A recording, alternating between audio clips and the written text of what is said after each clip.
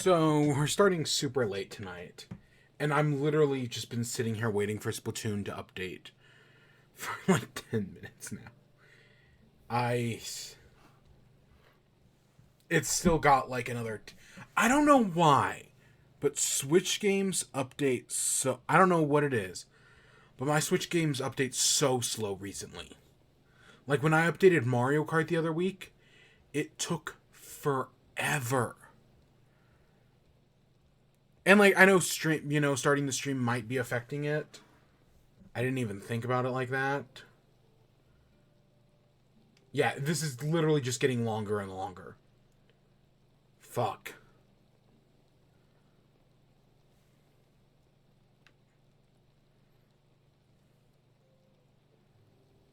That was not I did not want it to take that long. And we're already starting late as well. Fuck. Yeah, it's now saying over 20 minutes. Like, what the fuck? You want me to put on Mario 64 again? God, I wanted to play the... Not the new update. Well, specifically the big run. Because I don't think we've missed one. I don't know, I'll give it a few minutes.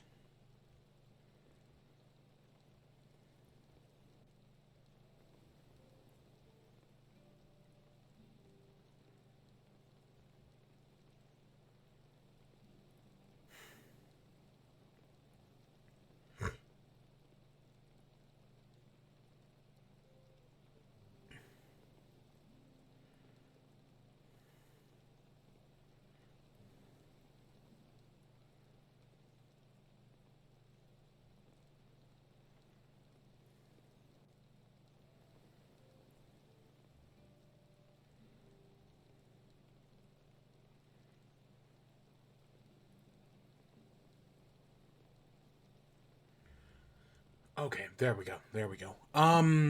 So this week, I'll be honest, like an hour ago, I didn't have any news stories. I was just like, we'll sit down, we'll go whatever, because the Game Awards is next week. So anyone who's got shit to announce is either saving it for the Game Awards or is Rockstar. So right, kind of like how we had like the one thing last week. I was like, I don't expect much this week. But then I sat down, read through all the news, read through all the titles, and was like, yeah, let's talk about these three things. Sure, fuck it, why not? So we do have some stuff to talk about. There's like literally only a single thing on WIBE. I mean, technically there's Pokemon, which I will talk about, but it's not much. We've got a short WIBE tonight. And then yeah, I don't know. We'll still probably end up going an hour because you know me, I can go an hour. I can go an hour easily, but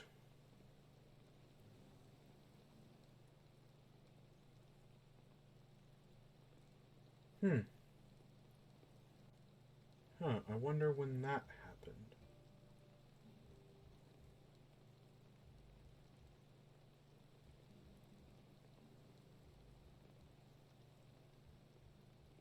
Okay, weird. But yeah, so we have a new Splatoon update. We've got the 2 new weapons. We've got some other shit. Yeah, it's a Splatoon update. Cool. Cool. I'm really hopeful that like February of next year is the DLC because I'm really excited for that, and I was really hoping it was going to be this week. Like there was kind of some writing on the right. Like normally the Splatoon DLC comes out, or at least for Splatoon 2, it came out a year after the game's release. Okay, technically it was like 11 months, but you get my point. So I was really hopeful that this time it would be the same thing, but no. Clearly they've taken some more time on it. Which, I mean, that's a good thing. Taking more time is a good thing. It just means that we're not waiting longer.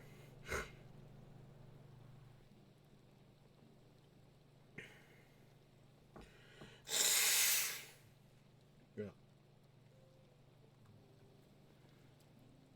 But yeah, I have not done anything this week. I have been so busy. I have not had time to do anything. Well, again, there's one exception, and we'll talk about it.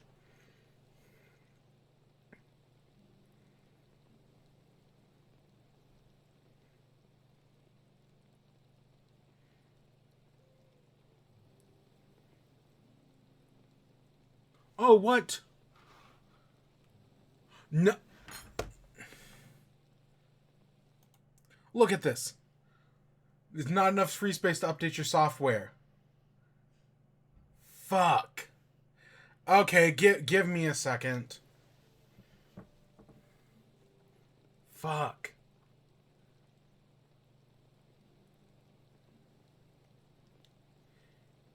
Um...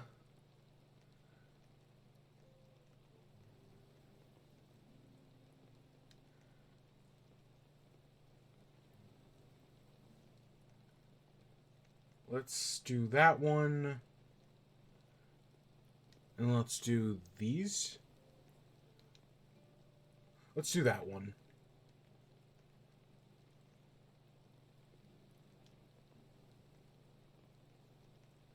Yeah, I'm fine with that.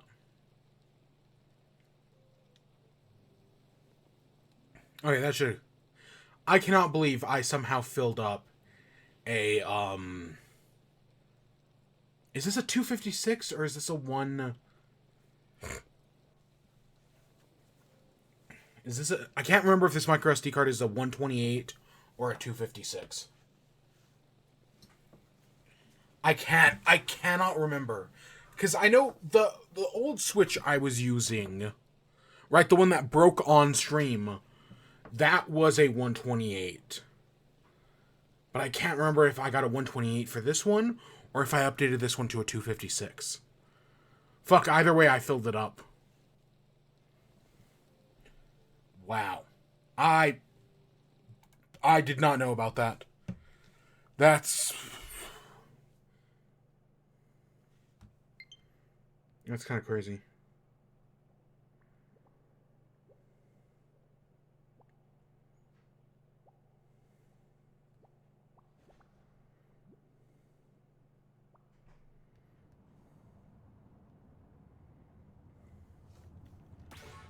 It's our big run.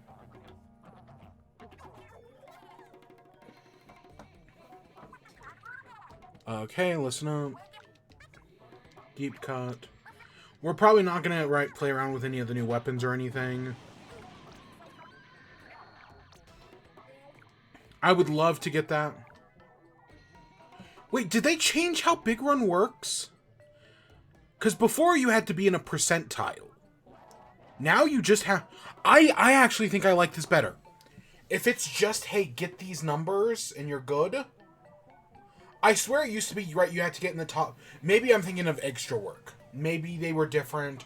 But I don't remember it working like this.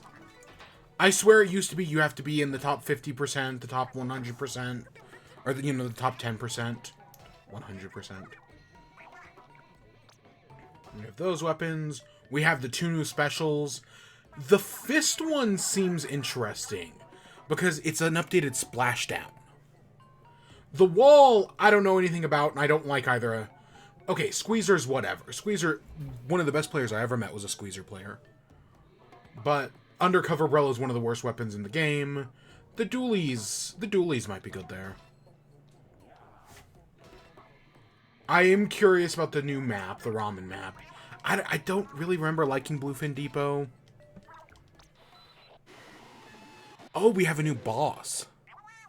I think we can see the boss in extra work. I actually have no idea what this new boss is.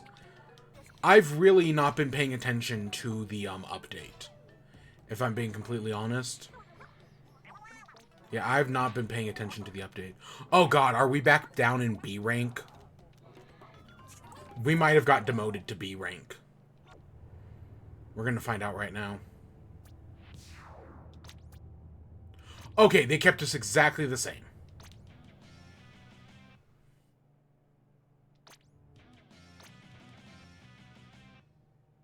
You got the new catalog. It goes until the end of yeah, I mean, I guess it makes sense that it goes until the end of February. Yeah, December, January, February. So I guess the new thing would be in April. Slopping spree? You'll be reading the word for word.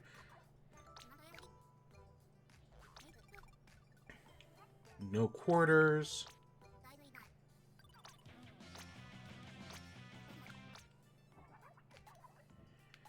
Huh, okay.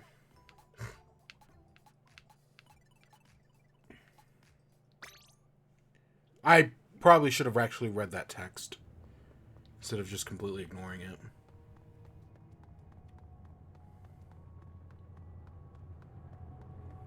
I'm glad we didn't go down in rank, honestly. Like, not that I really even care about getting back up to S rank, because I'm completely fucked.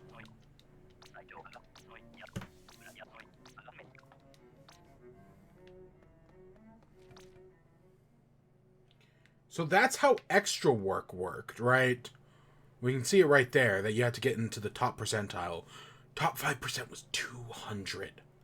That's... Because they get... I know the numbers get higher every one.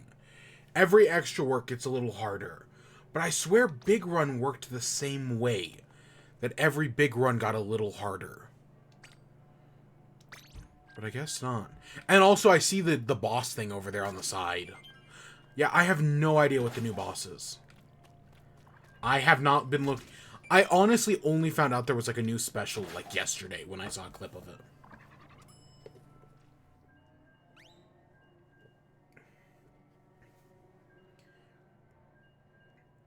Ooh, that's not much.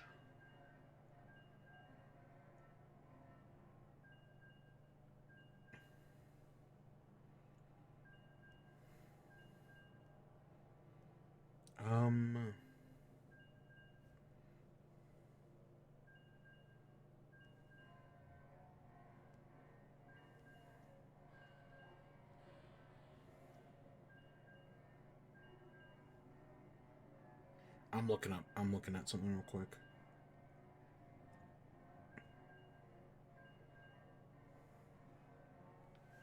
This is taking forever.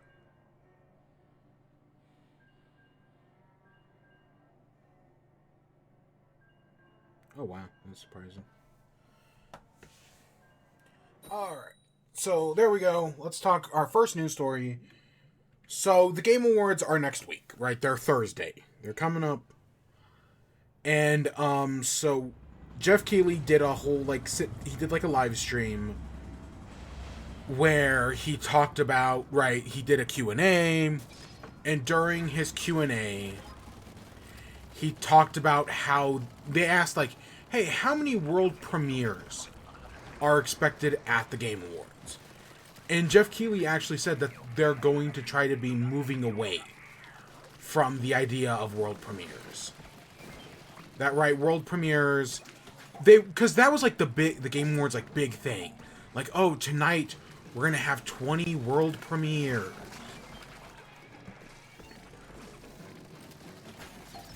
Right, like that was a big thing at the Game Awards.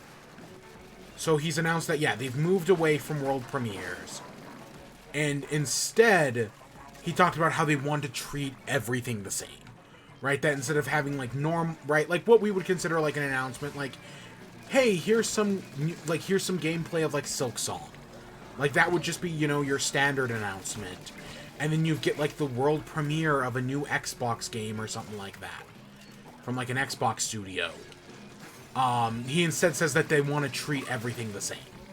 That instead of making that distinction between world premieres, right, they want all gaming to be treated kind of, you know, similarly. Put things on the same level. And I honestly think that's a good idea. I think that's probably for the best that they do that. Oh, come on, give me that.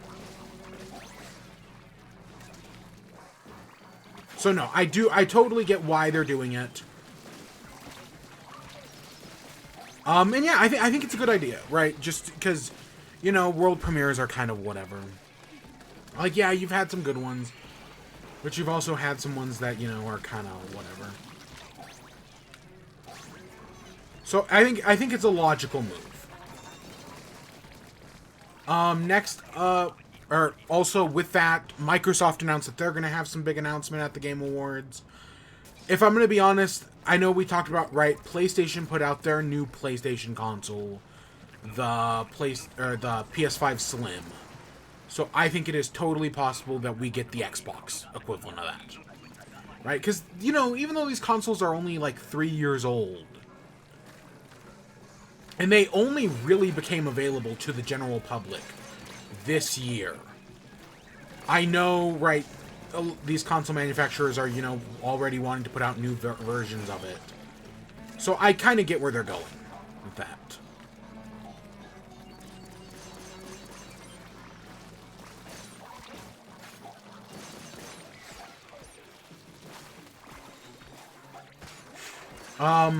So I could totally see, like, because there was that whole Bethesda that leak from Bethesda that came out in the court document about, there's like the current Xbox Series X is square, so what if they did a new one that's circular, that's more of like I don't remember what people called it, right, because the current Xbox is, like, called the fridge, or at least that's what fans call it. I don't remember what the new Xbox was called, but it was some joke like that.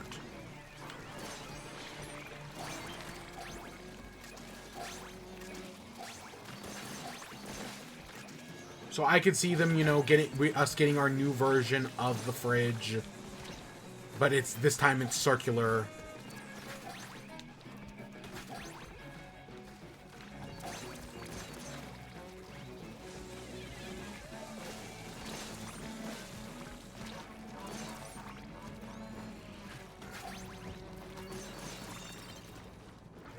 The other thing, Phil Spencer did an interview the other day, and we got, you know, there were a bunch of pieces in that. The only one I do want to point out, though, is, so I've been saying for years now that we need a new Banjo-Kazooie, specifically, like, the Spyro and the Crash trilogies, right? We got all 3 of the Crash games remade. We got all 3 of the Banjo games, or all 3 of the Crash games remade. We got all 3 of the, Crash, the Spyro games, and there was one other trilogy that... I know that we got the 2 Tony Hawk games, which were fantastic, by the way. But, you know, the hope was that we would get another... Right, that Banjo-Kazooie would get the same treatment. Because those games are also pretty beloved, and so getting a remake of those would be pretty cool. At least the first 2. Right, go in, fix some of the problems with the second one, because the second one's got problems.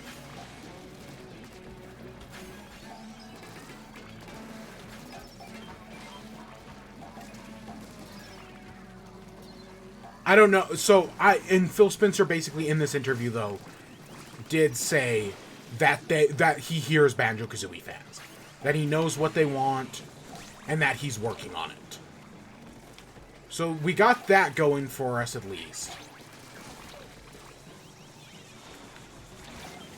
Which, you know, it may not amount to much, but you never know. You know, maybe we'll get lucky, and this will finally be the year of Banjo-Kazooie.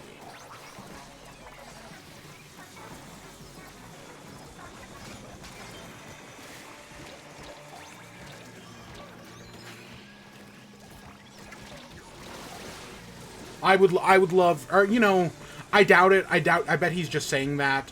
And maybe now that they've acquired Toys for Bob, they'll get Toys for Bob to do the remake. That would be very cool. I would love to see Toys for Bob take their shot at Banjo-Kazooie, because they did so good with the Spyro and Crash trilogies. I think that gives us a, I think that gives us the smallest trophy, or at least the bronze one.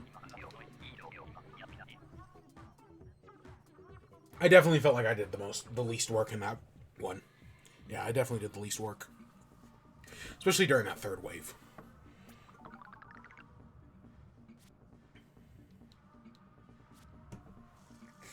Ooh, 3D glasses. Oh, that's a great one. Ooh.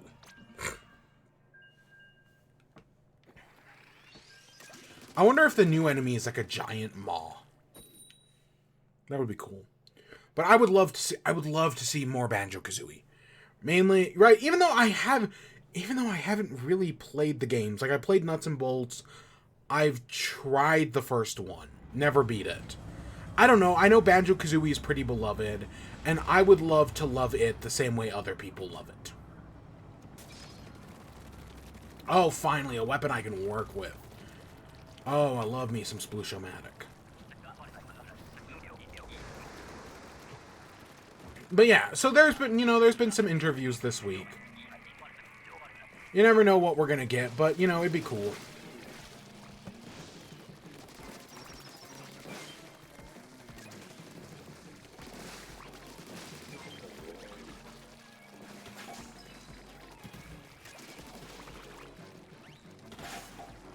So, what else? Anything else about the Game Awards? Any last-minute predictions?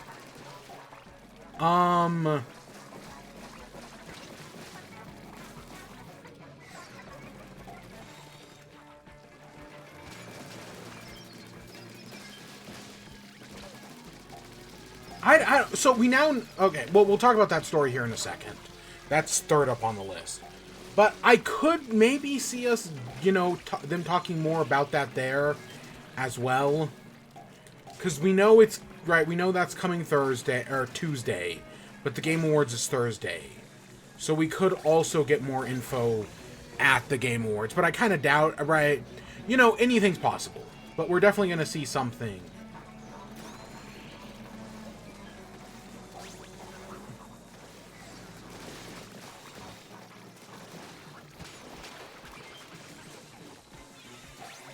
Oh, here we go. So yeah.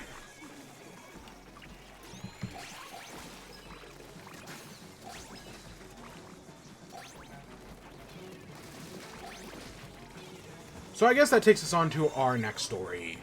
So there's a documentary that either came out or is coming out about Mother, the Mother series. Or I guess as we call it in the West, Earthbound. It's called Earthbound USA. And I guess during the series, they have a sit-down with Shigesato Itoi, who is, the creator of the series. And they ask him about Mother 3. Because he's actually never really talked about Mother 3, right? For all of his, for, him being the creator of the franchise, he's never actually talked about, getting Mother 3 released in America. But in this documentary, I guess they ask him about it. And so he finally, we finally got, our thing on it. And basically, he says that, there were talks about getting the fan translation of Mother 3 officially released by Nintendo. Right? Because we know during Reggie's time, right, there were talks during the Wii U era when Nintendo was very desperate about releasing Mother 3. Because, that's one of the big things fans really want. So getting that out would earn them a lot of goodwill. So we know from Reggie that there were definitely talks about that at some point.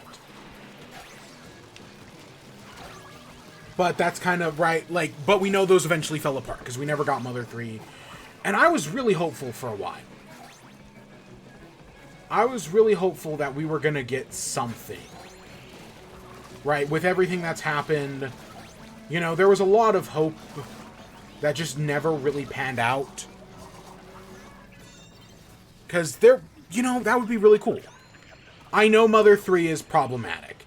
It especially in the modern climate, right? Because there is a character that, for lack of the term they use, I'm going to describe as trans. Or, they're more of a drag queenie type character. And it is not good representation. So I kind of get why, on that end, Nintendo would not want to release it. Right? For, that reason. Right? And that's not even, the biggest thing. But that's, one of the ones that I hear get talked about. So, like, I kind of get why Nintendo is a little bit more hesitant on that front. God damn it.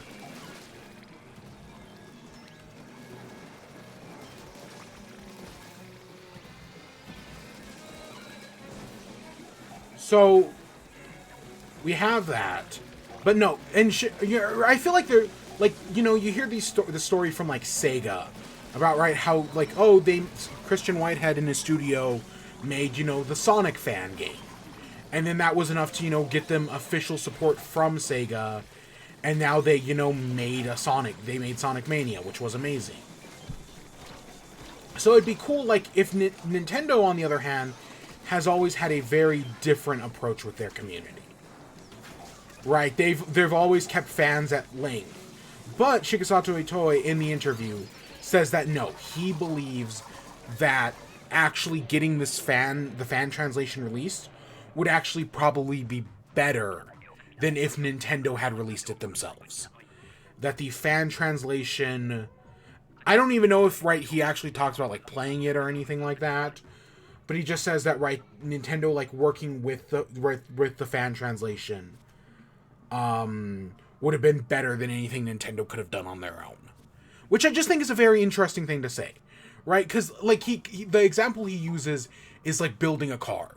Like, if you ask a fan to help you build a car, that's probably not going to work out, right? There are so many different processes required in building a car that you can't have companies and fans working together. But when it comes to software, that's a lot easier to do, right? No, like, that's a lot easier for collaboration, right? Working together with that is way more accessible. So yeah, it'd be cool. You know, I'd love to get Mother 3 out one of these days. I don't think it will ever happen, but to be fair, I never thought a Thousand Year Door remake was going to happen. So literally anything is possible.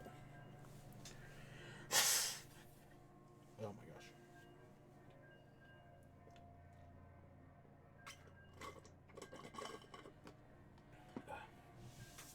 I've been on a lemonade kick recently. I know I've talked about it in previous streams. How I'm like, oh yeah, I've got a big lemonade. Been on a massive lemonade kick. And it's really good. Lemonade's fantastic.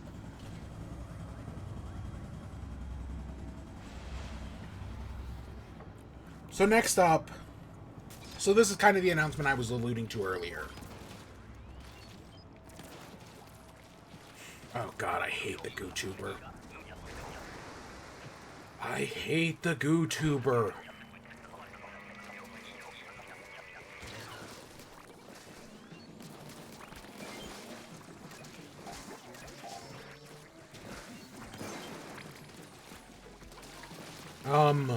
So, you know, a few weeks ago, last week, I think it was 2 weeks ago, we heard from Rockstar that they will be showing GTA 6 soon, right? That they're in the process of showing us GTA 6, and they'll be showing it in early December.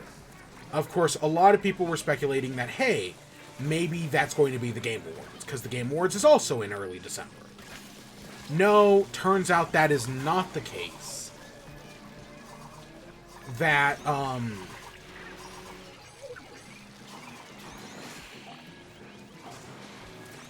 I don't know how we survived that. That instead, they're going, right, so the Game Awards are Thursday night. And instead, we're going to get an event on Tuesday night that will show off, or I think it's Tuesday morning, actually. It's early Tuesday morning that will be showing off GTA 6. And it's literally, it doesn't say anything more than that. It's literally the announcement's like GTA 6 first reveal Tuesday, December 5th at 9 a.m. Right? It's not anything more complicated than that. They kept it sweet. They kept it simple. And yeah, so we don't know if we're seeing gameplay, but we're probably seeing gameplay. We're probably gonna, I fully expect like some sort of story trailer that shows us like gameplay. Right? Like I don't think they'll just do a big CGI thing. And then I would not be surprised if we also see something at the Game Awards. I don't think it'll be as big as the like Game Awards own event, but I'd be surprised if we didn't see something. Because, you know, you might as well, like, you have your own announcement reveal thing, and then you might as well just take advantage of the Game Awards marketing. Right? Okay, so with the Game Awards, right, the Pokemon DLC comes out the following weekend. Or the next week. So, right, the Game Awards are on the 7th, the Pokemon DLC comes out on the 14th. So, it'd be really weird if we don't get an ad for the Pokemon DLC during the Game Awards. Right? Like, that'd just be like a waste of opportunity. Because they're about a week apart. So that is something I fully expect to see. God damn it, I wasn't fast enough.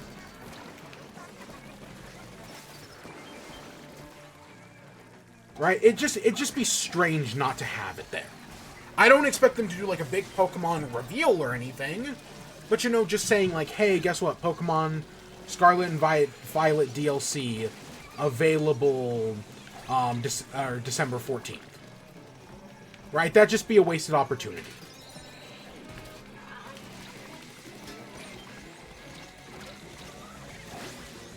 But, so I do expect GTA 7, or GTA 6. I loved Hard Drive put out one of their articles that was like, you know, GTA 6 has been announced, so here's everything we know about GTA 7, which actually got GTA 7 trending on Twitter, which was very fucking funny. Because Hard Drive is fantastic, right? Hard Drive always hits the nail on the fucking head. They get it. Well, not always, but you know, they're pretty good at what they do.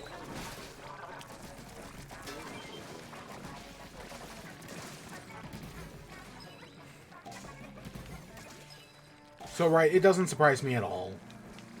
Because you always see those stupid fucking... I hate those articles that are like, here's everything we know about this movie that was just announced 2 days ago. And, like, I know in, like, the grand scheme of things, they're just supposed to be, like documents where in the future, if we get any news, you can put that news in the document. Still doesn't change the fact that they're annoying as fuck. Or when, like, news... Right, they're all clickbait. Right? They're all, like... It's all fucking clickbait. It's annoying. It sucks. Get me out of here.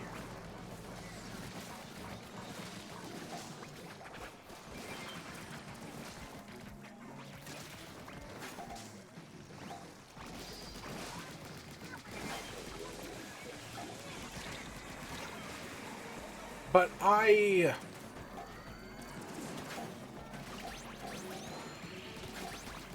what do I expect from the actual gameplay from GTA 6?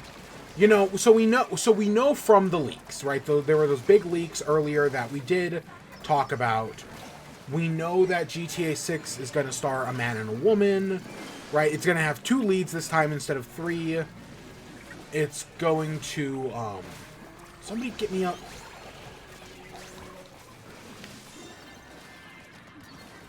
I would have loved to have gotten more eggs in right there. But yeah, it's going to star a man and a woman. It takes place in Florida. I do not remember if it takes place in the 80s. I know they're going for like a whole Bonnie and Clyde aesthetic. Not a terrible idea at all, honestly. Not a terrible idea. Of course, you have those toxic gamer bros who are like, oh, they're putting women in my GTA. Like, fuck right off, you fucking cunts. Yeah. I don't know. A part of me is... Because, my favorite GTA is Vice City. I love Vice City. I'm sure the game hasn't actually aged that well. It would not surprise me at all if Vice City isn't actually that great. It doesn't hold up well. But in my memory, it will always be one of the greats. So, on one hand, I'm excited to see Florida, especially if they set it in the 80s, man. Just going around listening to 80s music. It's going to be fantastic. Because I'll be honest, GTA Vice City shaped my taste in music. 100%. But yeah, I'm excited. Like I'm not foaming at the mouth for GTA 6. I never even beat the story of GTA 5. GTA 5 is like a Skyrim, right? Where you play it, you enjoy it, but the story, whatever. And I didn't even play much online. Right? I want to make that clear as well. I didn't put that much time into the online mode. I mostly just kind of fucked around. Like, I did some of the story. Oh, shit. Is this a Fireflies round?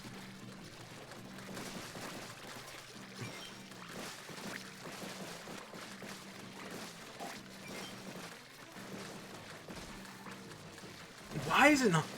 I don't know what's wrong with it. But the fact that it's not letting us pick up eggs. Real problem.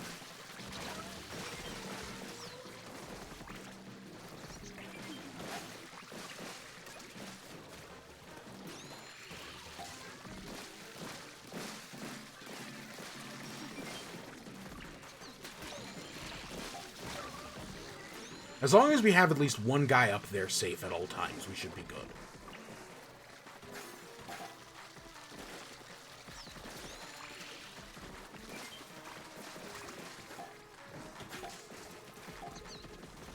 The bigger worry then just becomes running out of time. I mean, we've got a bunch in.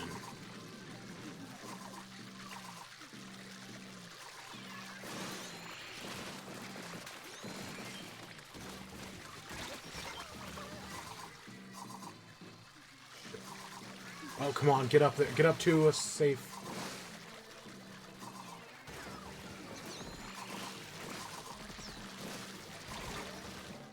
I couldn't. I was trying to get up to safety, and I just couldn't. Fuck.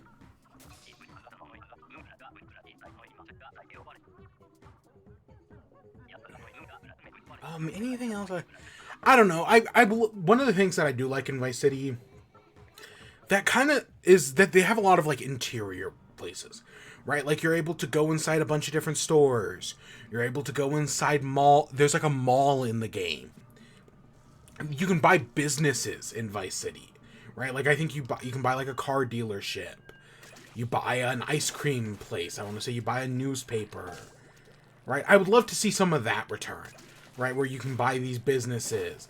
I would love to see more. Like the one of the few gameplay bits we got from the leaks is like them robbing like a restaurant or something like that. And I know you can rob convenience stores, and that's whatever, honestly. Like, okay, that's neat, I guess. But I would love to see, I would love to see a lot of like explorable interiors. I think that would be cool.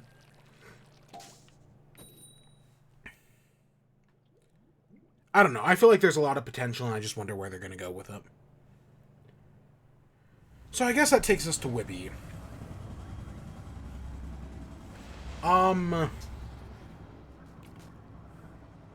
So, gameplay-wise, the only thing I've really touched is Pokemon. And I haven't even put that much time into it. I went and from last time, right, I fought Mela, the fire one. But before I did that, I went and got a Glimmet, right? The Pokemon that, the ace uses, right? Or the champion uses as her ace. Because I know Glimmet is a good Pokemon. And so I was like, you know what? Fuck it. I'll get one, and, we'll find out, maybe it's good, So I have that.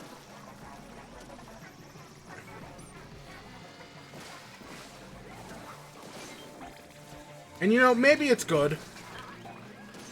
I'm sure I'll find out one way or another whether or not it is good. But I have one, and so I use that, and it's, like, way stronger. I think it's the strongest thing on my team. Because I sequence broke. So it's, like, level 40. And the rest of my team is in, like, the mid-20s. So when I took it against Mela, it was way outclassed. Or it was not obeying me. It was constantly, ignoring me. Which, created its own string of problems. So I was really worried about that. But all I had to do was get it to listen to me once. And once it listened to me once, that was enough to, right? It listening to me once. Wow. God. Yeah, it listening to me once was enough to, like, do, like, 80% of her health. Yeah, I used, I don't know, Power Gym or something like that, and it just took out 80% of the Rev Room. I don't know, Mela, I honestly feel like Mela's a pretty big difficulty spike. Going from the first guy, right, because by that point you've probably done 2 gyms and 2, oh, what are those called? 2 Titans, right? If you're, depending on how you play the game, right, if you listen to Nimona and go to her path, you do one, right, you'd probably do the bird, you do, and then you go back, you do Cloth, you do the grass gym. I don't know, I saw a list that was like, hey, here's the order we recommend doing the gyms in, and I want to say it was the bug gym first, then you go and you do the Cloth, then I want to say you do the grass gym, then I want to say you go back, you do the dark thing, then I want to say you do the bird, then I want to say you do Iono's gym, the electric gym, then you go and do Mela. Which is not, like, not how it's set up at all. Especially because I'm pretty sure there's a barrier that blocks you from going to the town with Iono until after you beat Mela. Like, that's clearly not how the game intended it to go. But I'm guessing that's just, like, the easiest way to do it. And again, you know, maybe a Quaxley would change things. But I definitely do feel like Mela, like, steps up the difficulty a little bit from, you know, some of the trainers before her. Right? Because, like, the other people, so, right, I've said I'm playing this with others, and Mela is giving them problems. Right? Like, I went and broke, you know, I not boundary broke, but, you know, I kind of broke the sequence to go get this Glimmet, who is way stronger than everything else I have.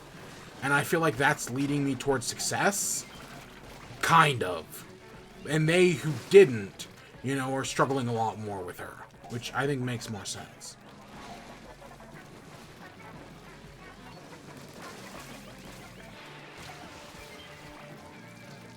But yeah, no, we definitely got to figure that one out. Because I even remember when I did, because see, I did Mela way earlier on. Like, I think Mela was like the 3rd thing I did. And that definitely was a struggle. Like, that definitely kicked my ass.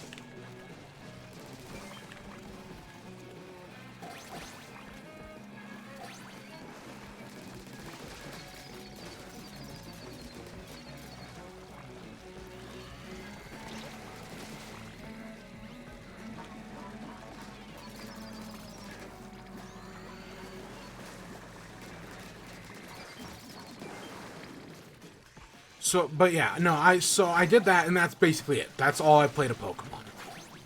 Not much at all. If I'm just being completely honest. Like, I had no time for video games this week.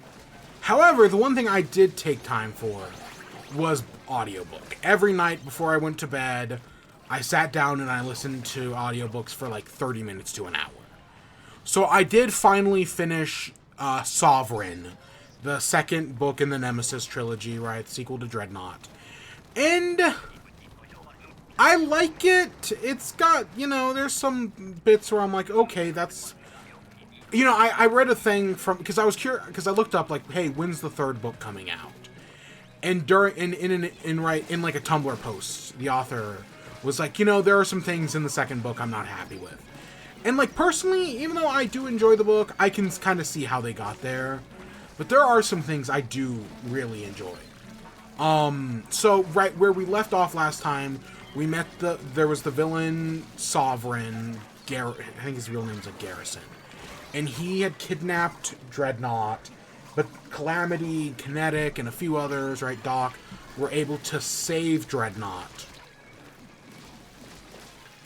And now, right, it's, hey, what do we do from here? How do we stop Garrison? And so, through a series of events, they end up... God, get me away from this thing. God damn. That fucking sucks. So, through a series... So, eventually... So, after that, they end up... They go deal with Grey Witch, who... Right, they go, like, steal a book from her to try to, like, stop her magic. And, they get in her fight. And we'll talk about that in a little bit. Because I did have some thoughts there. And then after that, Dreadnought goes to space to take out the satellites that they're using to control the Nemesis. And, you know, basically it's a machine that can give people superpowers.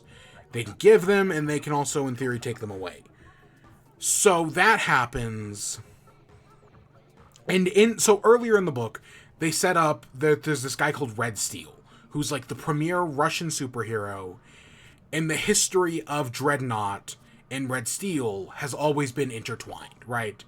Danielle is the fourth Dreadnought, and so all the previous Dreadnoughts had also fought Red Steel, right? Like, it's an important part of the character's history, or, you know, the superhero. So when Danielle meets Red Steel early in the book, he's like, eventually we're going to fight each other. I look forward to it. So when she goes up to space to wreck these satellites, Red Steel shows up as like a hired mercenary by the villain. And I actually thought that was really cool, right? The whole fight with Red Steel is great. I love how she, you know, literally pulls him out of orbit to defeat him and crashes him into... it's not Hawaii. It's not the Samoan Islands. I don't remember which island she crashes him into. But that's how she defeats him, by pulling him out of orbit. And I was like, yeah, that's really fucking cool. We see that Garrison, right, gives him a new power, like laser beams. And I'm like, yeah, no, that was a fantastic fight, in my opinion. So I really enjoyed that. Then eventually she goes to prison for a little bit, because she gets arrested for murder, of her, like, parents' lawyer, because, you know, she's trying to seek... I'm going to say independence for lack of remembering the actual term. Emancipation. She wants emancipation from her parents. And so she's finally able to get that. Or, you know, her lawyer is killed. Her parents' lawyer is killed. And, of course, she gets blamed. So she ends up going to prison for a few days. But eventually, you know, all the other superheroes in the community rise up and are able to raise, like, $10 million for her bail. Including, you know, some of the people who got, like, injured in the previous book. We get to see Magma again. And Chlorophyll's sister, who was a supervillain. Which they imply that the money they got to get her out of jail came from the former supervillain. Which I think is... Yeah, that's a good detail. That, right, they kind of, right, Doc talks to Magma, and is like, I don't want the kid going out into the field, but we don't have a choice, right? Because Magma's too injured, right, Chlorophyll's out, she's kind of the only one we have left, so she's kind of our only option. So that was, you know, that was all good. It's all well done. But then, right, eventually they go to fight, Sovereign, who, you know, has stolen somebody else's, like, Thunderbolt's powers. They beat Sovereign she drowns him. But they're able, you know, because there's this bit where she tries to kill Grey Witch, which happened earlier, and so it's like, right, Doc tells her, like, hey, you know, you may be willing to do a lot, but I know taking a life would weigh heavy on your consciousness, right? And yeah, when it comes to, you know, taking Sovereign's life, especially with his daughter right there, she can't do it, right? She's like, I'm not going to do that. And they're able to save Sovereign's life.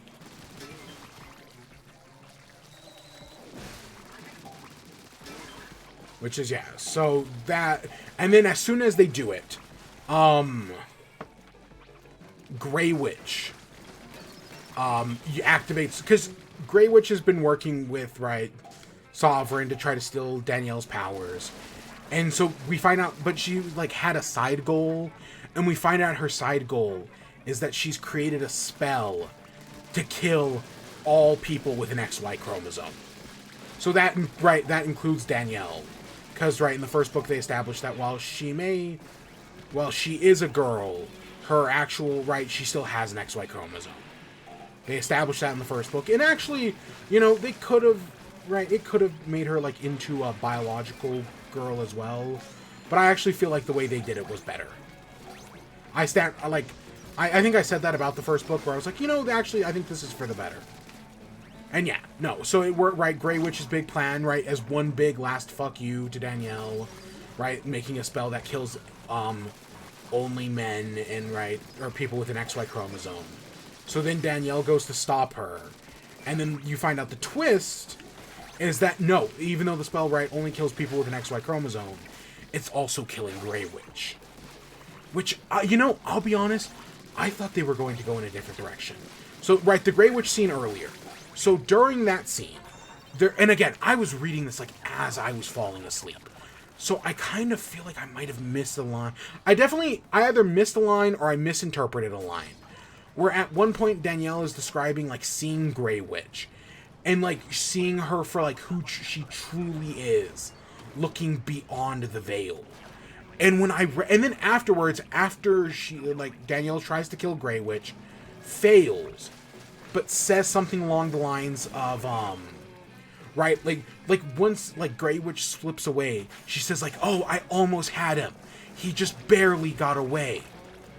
And for a second, I was like, wait a second. Is Grey Witch trans? Because, okay, so if you haven't been keeping up with things, Caitlyn Jenner, she's brave and stunning. What was the words we used? I remember brave being one of them. Caitlyn Jenner. Here, big trans icon. If that was the last you heard of the story, I'll tell you things changed. Because eventually she ran for... She ran for Senate, or... She ran for some political position in California. And when she ran for a political position, it became abundantly clear that no, Caitlyn Jenner is not a good person. And that even though she is, trans, she actually has a fuck you got mine attitude. That while she wants to be trans, she doesn't want anybody else to be. It's, hey, I get to be, but nobody else does. I'm sure there's a specific term for it. But yeah, no, the narrative has completely turned on Caitlyn Jenner. And rightfully so. Very exclusionary that, oh, she gets to be, in that, oh, Republicans will accept her as trans, because she's better than all the other trans people, it's, and, so it's this big, fuck you, the thing on Caitlyn Jenner is completely different, than if you just watched, the South Park episodes, where she was vice president. So, that's where I thought they were going with Grey Witch. Because Dreadnought ends after failing to kill Grey Witch. She's like, oh, I almost got him. He just barely got away. And I was like, wait a second. Is Grey Witch actually a guy? And but using magic to, when I say, I mean assigned male at birth and is instead of, going through a sex change or anything like that, she's using magic to disguise herself. And, Danielle is able to, use the lattice to see through her magic and see that she's actually male. That's where I thought they were going with it for a minute. And then, and when she shows up at Grey Witch's, secret lair, Grey Witch, you find out that the spell that's killing, that's slowly killing all the men and hurting Danielle is also affecting Grey Witch. So that's where I thought they were going with it. But no, instead Grey Witch is intersex and just didn't know. That even though she was, female at birth, she has ovaries, she menstruates, she's intersex and has an X chromosome, and has a Y chromosome, I mean. So, that's the way they go with it instead. And Danielle, decides to not kill Grey Witch, which, revenge is a complicated thing.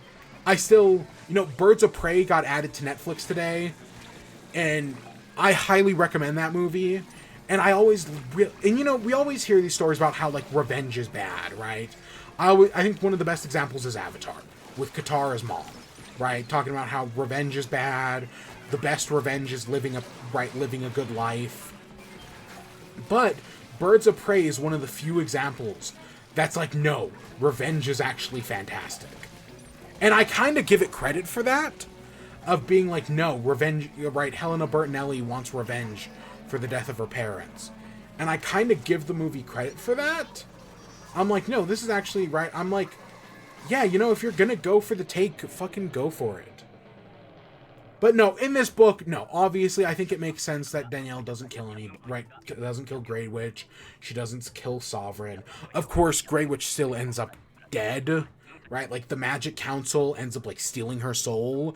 And I do think that that's going to play a role in the third book. That at some point they're going to go to the Council of, I want to say it's Avalon, and they're going to have to, like, to get a spell or something to stop the Nemesis. They're going to have to go find Grey Witch's spirit. I guarantee you that's going to be a thing, sadly.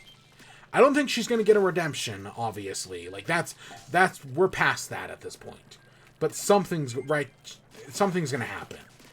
Because you find out that her spell that, was trying to kill every male, even though it failed, it still ended up killing, like, 3 million people.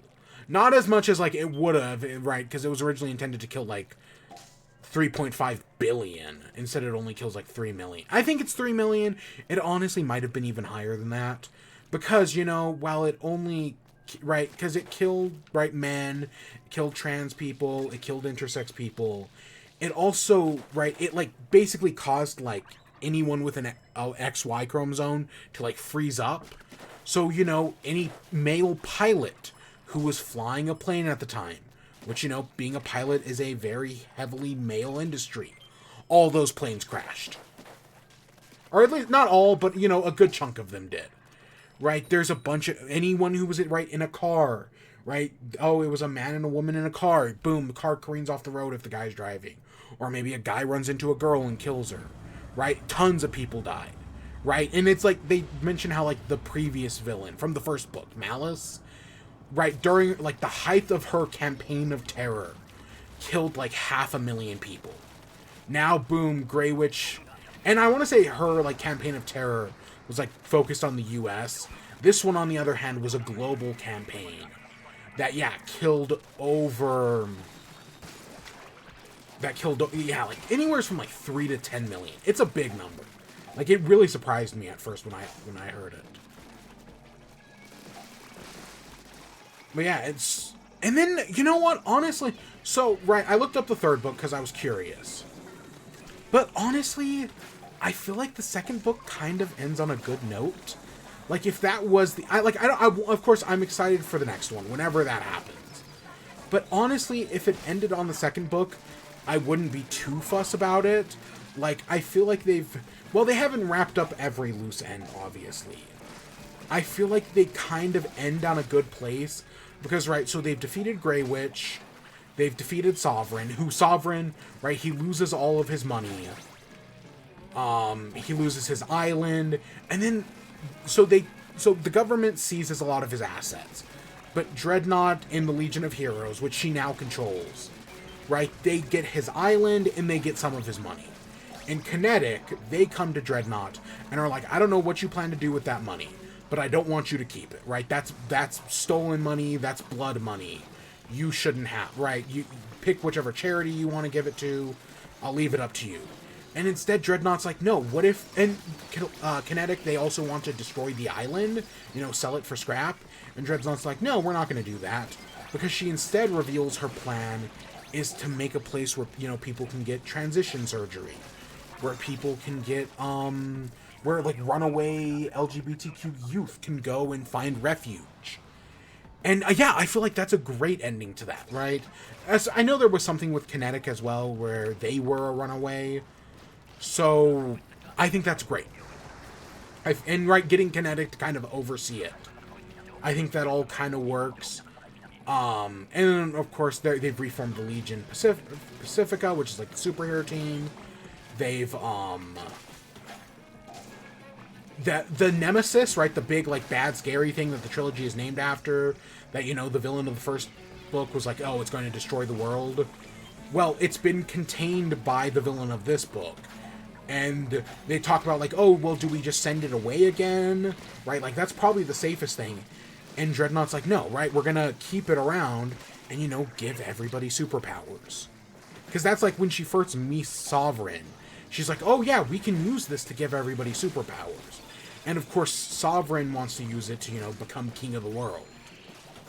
So I feel like that's a very good, right, place for that. Like, oh, they're going to keep the Nemesis.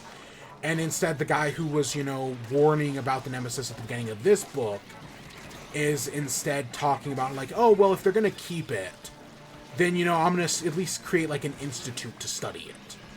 Which I feel like a good idea.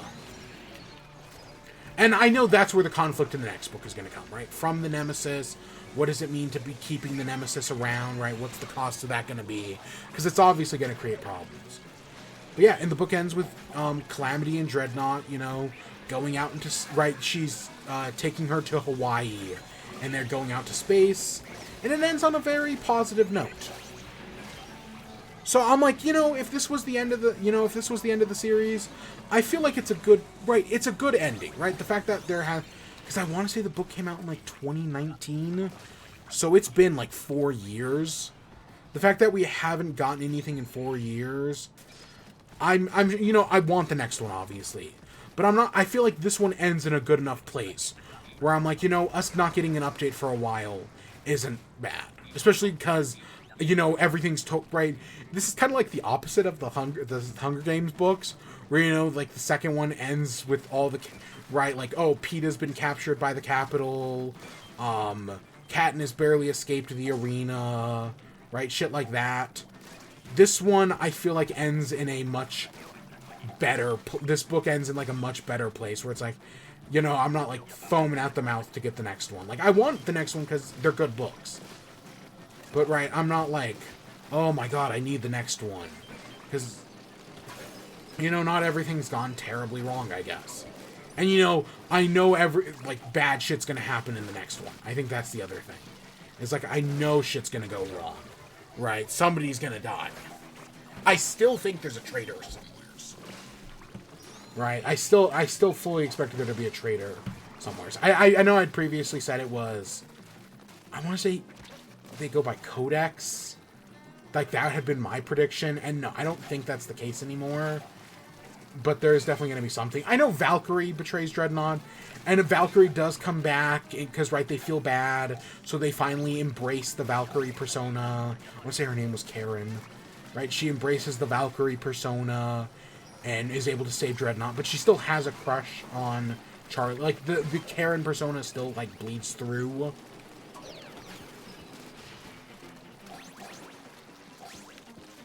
So that's gonna, you know, because basically, and for wronging her, Valkyrie has now become, like, Dreadnought's bodyguard, effectively.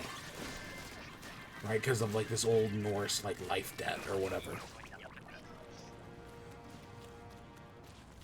But no, I think it's a good ending, right? I'm happy with it. I'm surprised we didn't fight the boss there. The new boss.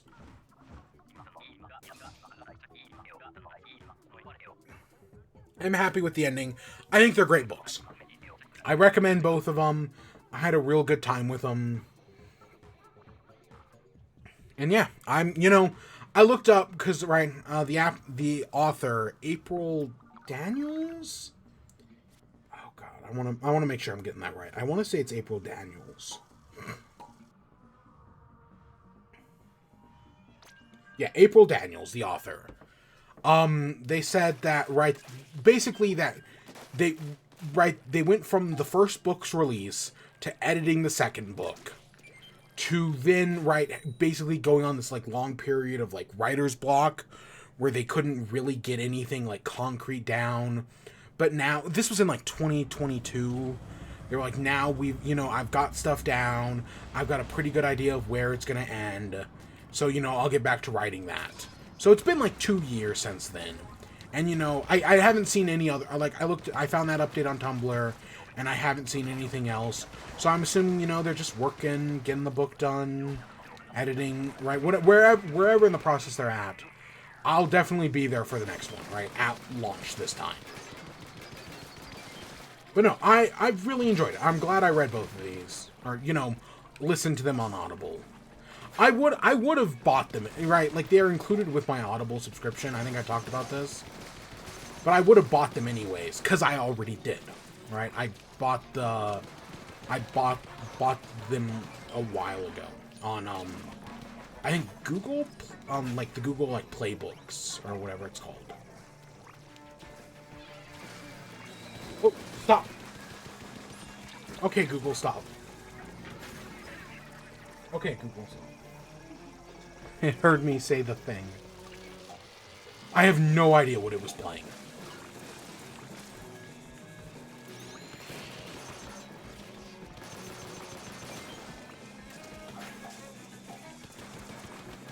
So yeah, anything else? Well, so the one, okay, so I've been listening to Dreadnought. I've been reading. The one thing, I have actually done some reading. Specifically, the 6th Percy Jackson book. I finally, this was a while ago. I finally picked up the 6th Percy Jackson book. And I've slowly been, like, reading it. Like, actually, like, no audiobook, just, like, actual, like, book reading. Which I don't get that much time to do anymore. And I've been working on it for, like, a month now. Well, I haven't finished it, but I've got, like, 10 chapters left. It's Chalice of the Gods. It's okay. Kind of like, you know how I described, like, the Susan Collins Ballad of Songs and Snakebirds as unnecessary? Like, this was a story that didn't need to be told. I kind of feel the same thing with this. Like, this is definitely not a story we needed. Like, because the whole setup is that Percy needs, like, these college letters of recommendation. Specifically just him. Like, none of the other demigods need them. They're just a thing for Percy Jackson. So, right, he needs these college letters of recommendation. And, right, so now he's got to do Quest for Gods. And, you know, they're getting to some of the things they never got to in the original books. Like, I don't think Hebe ever shows up in the original. I know she doesn't show up. She's mentioned, because I want to say she's Hercules' 4th wife. But other than that, they don't really talk about her. So, like, we've seen her. We see Iris again, who, right, briefly shows up in... I mean, she's mentioned in all the books, but she actually shows up in Son of Neptune. So to actually, like, you know, we see her again. There's Ganymede, who, again, also was not mentioned. So, right, it's just kind of like using, like, hey, what were some characters we never really talked about? I'm pretty sure this is gonna, right, unlike, Heroes of Olympus, which was, like, 4 books, that I feel like eventually bloomed into 5. This time, it's like, no, these are 3 books, and if they're more than 3 books, I'm gonna kind of be disappointed, right? You know, like, I think of Diary of a Wimpy Kid, where it's like, okay, there have been so many Diary of a Wimpy Kid books. You must be milking it at this point. Like, there's nowhere you're not milking it.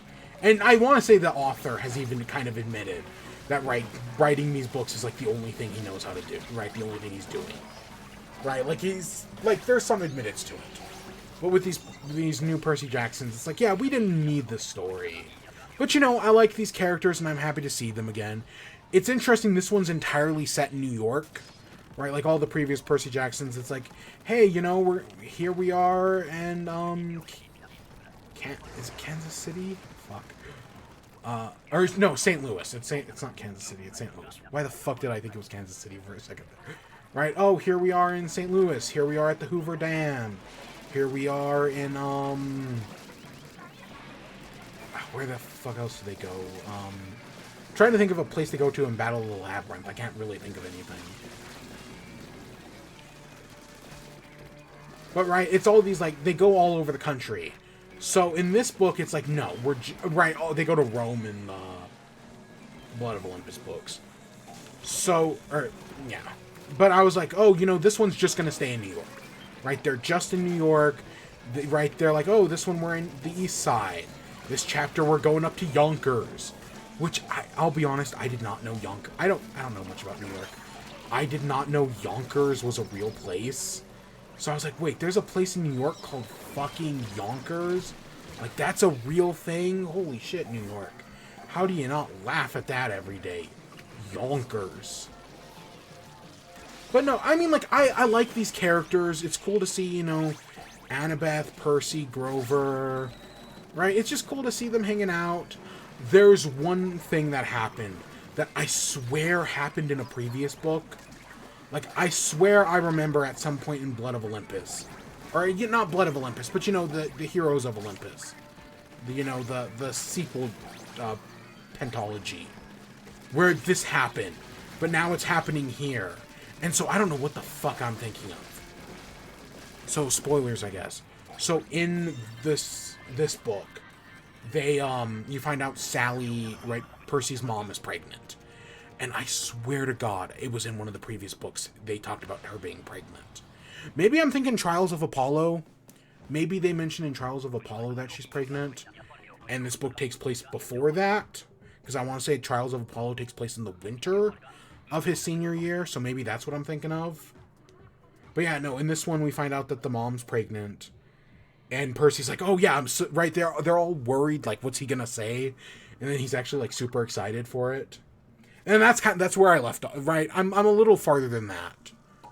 But right, finding out Sally is pregnant. But no, like, yeah, did this book need to exist? Not really. Have I been enjoying it? Yes. So, you know, that's kind of my whole thing on that. You know, I'm kind of disappointed we can't see any of the previous extra works. Alright, let's get our rewards.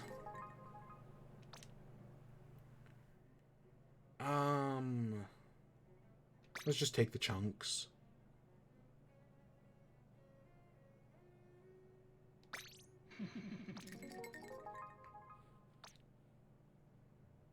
Let's just take the chunks. I'm surprised we didn't find the new boss. I really am. But yeah, no, I need to finish Chalice of the Gods. Like I said, I've got a little bit left. Right, like 10 chapters. But I'll probably do that sometime in the next few weeks. But, you know, I'm actually reading, right, instead of audiobooking. I think audiobooks are equally valid as real books. But, you do whatever you can. And, yeah.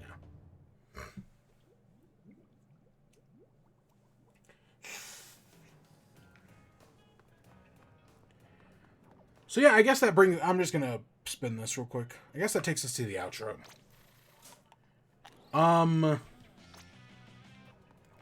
So what is the plan coming up? So this week we didn't really have much news. I mean, I found some stories, but really there's nothing. But next week is going to be big, right? Next week we got GTA, we got the Game Awards. Next week is going to be a big week for gaming news. That is for sure. But, however, so I will not be watching the Game Awards live. I will not be streaming the Game Awards. You know, I'll watch it later. So I will be I'll get to it eventually. Just not right there and then. So, you know, next week we'll talk about the Game Awards, we'll talk about GTA, and anything else. And then the week after that is, Pokemon. Right? Pokemon comes out, I think, the 14th. So, yeah, I'm super excited for that. I'm sure that's going to be great. That brush might, right, giving that brush Tentamissiles. I don't know. Tentamissiles are one of those things that I just kind of assume are always in the meta. Like, I don't know if Crab Tank is still the meta, but Tentamissiles kind of always feel like it's the meta. Just because they're so fucking... Even though they nerfed them, they're still really strong, if I had to guess.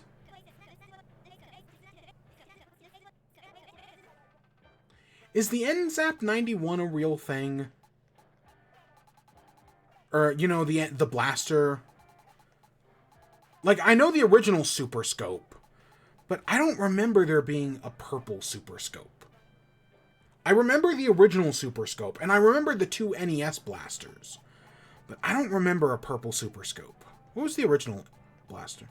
Right, like, I remember, because I want to say this one, with the NZAP. I want to say I had the 85. I don't think I had an orange one, right? The 89 here. I don't know. I might be misremembering things. I don't know. Right. I've told my story about how my NES got stolen. Stolen. Using quotes there. Borrowed and never returned. Right. The 92. Huh. Maybe it's the fact the other one's called the 91. So maybe the other one was in Japan. And this was the one we got in America. That would be a reasonable explanation. Ooh. Huh, I don't have that clothing item? Wow.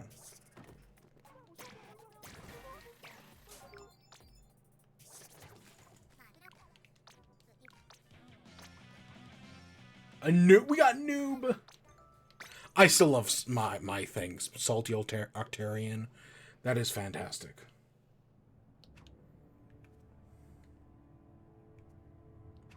But yeah.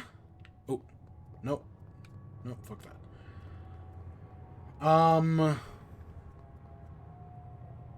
Boy's fixing to take them all. See, yeah, isn't the new the boss is called Joe? I kind of remember something like that. I don't know. But yeah, so yeah, we got Pokemon the week after that. We still don't know, right? I hope my boy is back. I'm gonna be so like, there is literally zero reason for my boy not to be back. And I'm going to be so brokenhearted if my boy is not back in the new DLC. Like, we know Zebstrika's back. We know all the starters are back. I see no reason why my boy can't come back. I'm happy to have Duraldon back, though. That's cool. I've got my Duraldon from Sword and Shield. That I'm like, oh yeah, we're gonna bring up him. We're gonna bring up his child. And we're gonna evolve that into the new Duraldon. Hopefully. Hopefully the new Duraldon is kind of like the Driplin thing, where it's like less of an event thing, where it's like you can get a bunch of them instead of like Ursaluna, where there's only one. And then there's the Peach, which I saw someone suggest that the new Peach is going to be called Peachy Keen, and I think that is a fantastic name, right? And it goes really well with, you know, Pheasantipity, Monkey Dory, and Okie Doggy. Peachy Keen works perfectly with that. So I really hope that one's true. I really hope it's called Peachy Keen. But we'll see. Yeah, so we got that next week, and yeah. I think that's it for now. I'm, you know, still... I really want to play Super Mario RPG. I have the remake, and I just haven't touched it. But I've been hearing nothing but, like, oh, how this is, like, the best possible remake. So I really do want to play it. So, yeah. With that, I guess that's where we're going to end off for today. So I hope you all enjoyed. Stay tuned for more. Until next time, peace.